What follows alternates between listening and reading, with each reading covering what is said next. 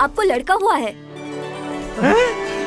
अरे यार रवि बधाई हो, लड़का हो गया। थैंक यू अमर भाई।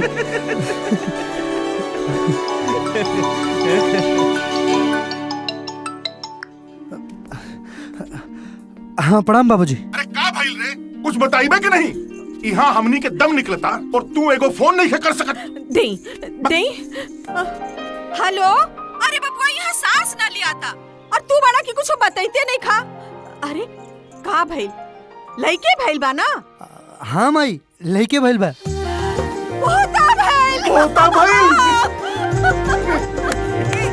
ये रामचरण जल्दी आओ, हमारे मिठाई लेके आओ। हमरा दा। हमके पूरा जवार। अरे जल्दी जा।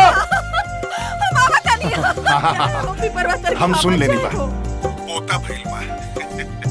अब जच्चा बच्चा दोनों का ध्यान रखा। हमनी के लगले आवत मानी जा। आपन पोता के मुंह देखे।